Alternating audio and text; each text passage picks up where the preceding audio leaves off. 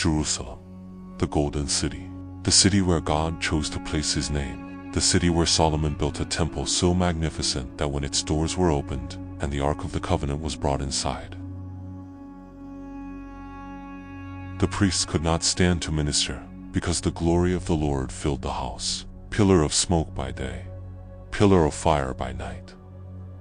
Jerusalem was not just a city, it was a declaration. And then came a Tuesday morning in 78, when the Roman legions under Titus gathered around her walls. And everything God had warned was about to come true. But we must go back to a day, roughly 40 years before, when a Galilean carpenter turned rabbi stood on the Mount of Olives, looked across the Kidron Valley toward the gleaming temple, and said something that made his disciples go pale. "Do you see all these great buildings?" he asked, gesturing toward the temple complex, the same temple Herod the Great had spent 46 years expanding and beautifying. Holy is the Lord of hosts. Its white limestone walls catching the Mediterranean sun like captured lightning. His disciples were marveling at the stones, and Jesus said to them, "There shall not be left here one stone upon another that shall not be thrown down." Not one stone. The disciples were stunned.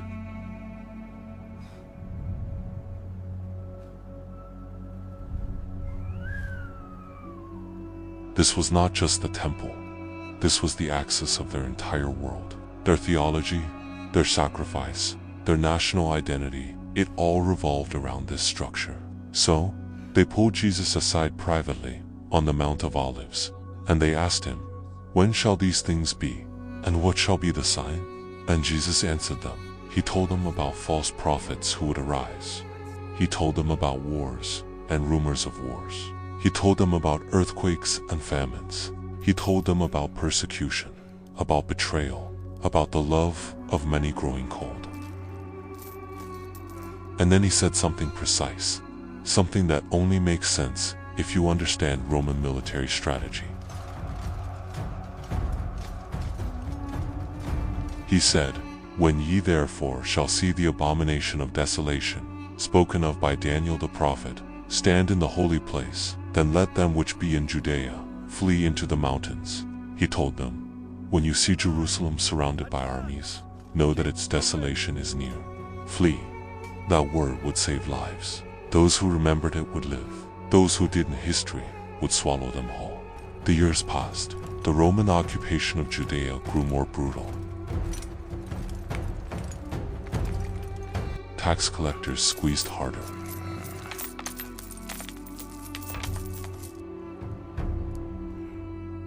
I have nothing left. What will become of us?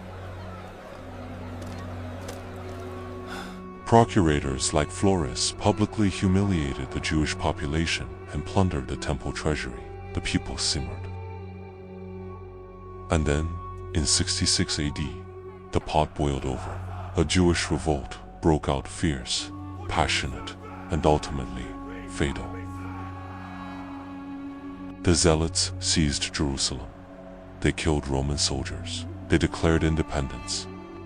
For a moment, it must have felt like liberation. What they did not know, or could not bring themselves to believe, was that they had just lit the fuse on the most catastrophic sequence of events in Jewish history since the Babylonians.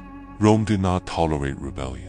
Caesar Nero dispatched his best general, Vespasian, with 3 full legions, the 5th, the 10th, the 15th, and more than 60,000 trained soldiers.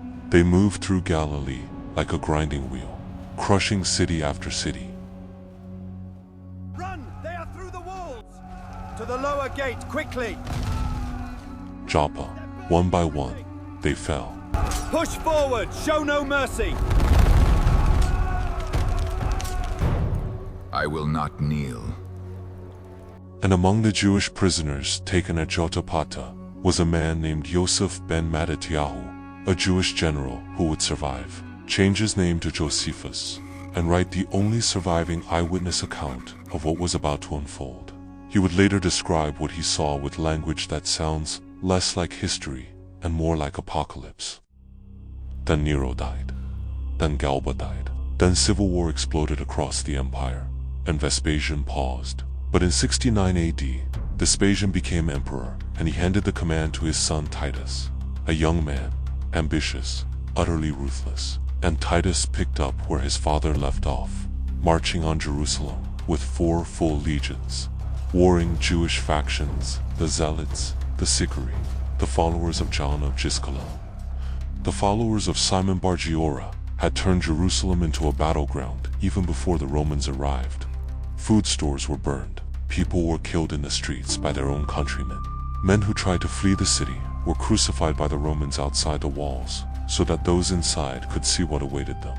Josephus records that at one point, 500 men a day were being crucified. The Roman soldiers ran out of wood for crosses, and the Christians, the followers of Jesus, they remembered. They had been told, "When you see Jerusalem surrounded by armies, flee to the mountains." And according to the historian Eusebius, writing in the 4th century, the Christians in Jerusalem received a divine warning, an oracle, and they fled before the siege closed completely. They crossed the Jordan River and went to a city called Pella in the hills of what is now Jordan. Not one Christian died in the siege of Jerusalem. Not one. Because they had been warned 40 years earlier by a man standing on a hillside, pointing at the most beautiful building any of them had ever seen. The siege lasted nearly 5 months. Inside the walls, starvation became a living nightmare. Josephus describes mothers boiling their own children for food.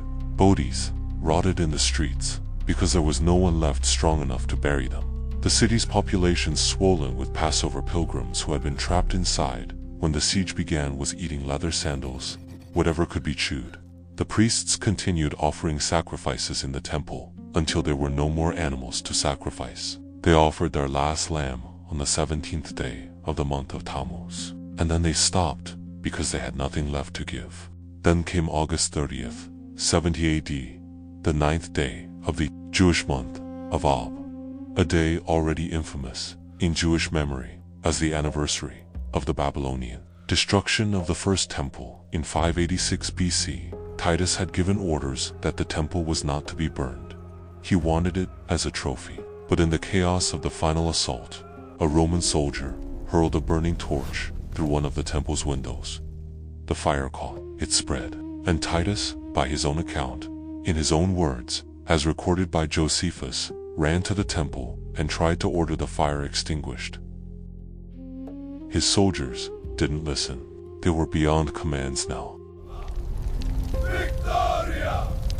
Roma! They were drunk on blood and victory and years of war, and they tore through the temple courts while it burned, cutting down priests who refused to flee, pulling the gold from the walls while the ceiling fell in above them, pulling the great menorah from where it stood, pulling the golden table of showbread.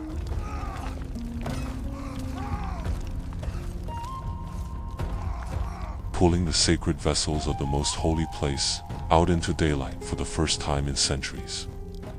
Titus paraded through Rome the following year with the menorah carried aloft in his triumphal procession. You can still see it today, carved into the Arch of Titus that stands in Rome. That relief of Roman soldiers carrying the temple's menorah down a Roman street, stone carved within 20 years of the event, showing the exact moment the God of Israel's most sacred objects were walked through a pagan city. By the time it was over, Josephus records and his numbers are disputed but remain staggering. Approximately 1.1 million people had died. 97,000 were taken captive and enslaved. The city was razed. The temple was gone. The entire Roman 10th Legion was left behind to occupy the ruins. And where the Temple Mount had stood, where the Holy of Holies had been, where the Ark of the Covenant had once rested in the innermost sanctuary, there was rubble and silence. 40 years. That is how long God waited after the crucifixion of his Son, before allowing the full consequence of that city's rejection to fall upon it. 40 years of mercy. 40 years of the apostles preaching in the temple courts, the gospel going out from Jerusalem into the whole Roman world. 40 years in which anyone who heard the words of Jesus could remember what he said about the city, that not one stone would be left upon another, and choose whether to believe. Some did, They fled, they lived, and the city that crucified the Son of God stood in rubble, fulfilling, stone by stone, exactly what he had predicted from that hillside overlooking the Kidron Valley on an afternoon that must have seemed, to those listening, like the end of the world. It wasn't the end of the world. It was the end of one age and the beginning of another. The age in which the temple is no longer a building of stone in the Middle East, but the body of every believer. The age in which the sacrifice is no longer an animal on an altar, but the Lamb who was slain before the foundation of the world. The age in which the God who once dwelled between the wings of the cherubim on the Ark of the Covenant now makes his dwelling, his Shekinah, his holy presence, in the hearts of men. Jerusalem fell, but the word of the one who predicted it, not one syllable of it, fell to the ground. For the path to eternal life is clear and unwavering.